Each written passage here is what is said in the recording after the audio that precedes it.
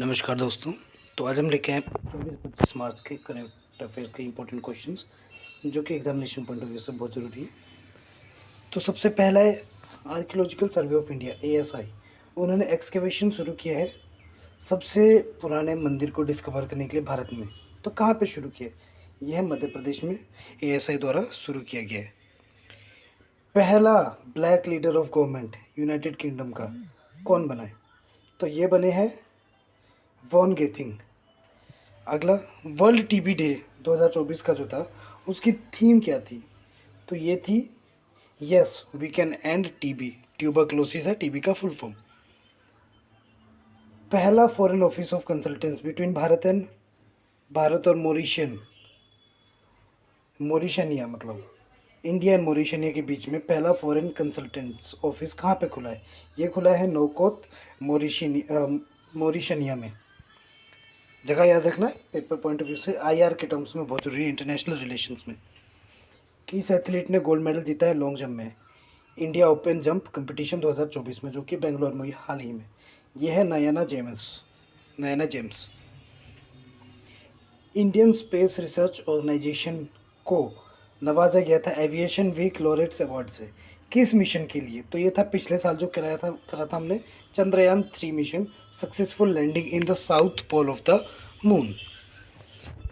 किस राज्य के हाई कोर्ट ने रिसेंटली मदरसा एजुकेशन एक्ट 2024 को अनकॉन्स्टिट्यूशनल कहा है और वो कह के उन्होंने उसको रोक दिया है?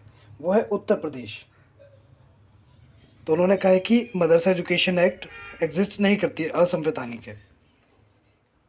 किस राज्य में मलकुडा फेस्टिवल शुरू हुआ है दुर्योधन टेम्पल पे जो कि मलनड कोलम में है?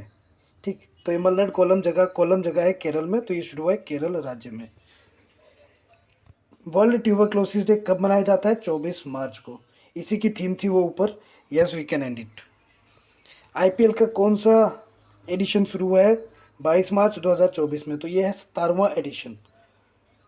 Who is set to become Ireland youngest prime minister? Ireland का सबसे यंग प्राइम मिनिस्टर कौन है बनने वाले हैं अभी? तो वो है साइमन हैरिस। पहला भारतीय जिन्होंने 12,000 रन T20 इंटरनेशनल्स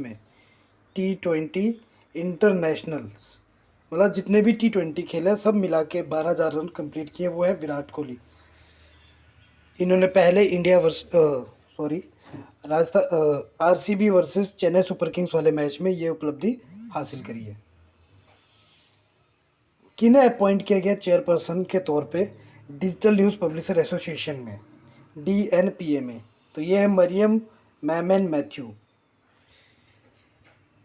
MD और CEO मैनेजिंग डायरेक्टर और CEO बने हैं इंडियन बैंक एसोसिएशन के IBA के कौन?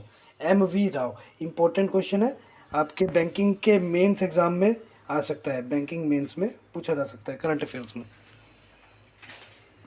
किसे इलेक्ट किया गया था नया president of federation of Indian export organisation FIEO? तो ये है Ashwani Kumar. Prestigious award Devi Shankar Awasthi award 2023 का किसे मिला है? ये निशांत को मिला है। पहला चेयरमैन ऑफ सूरत डायमंड बोर्जी कौन बने? तो ये है गोविंद धोलकिया को।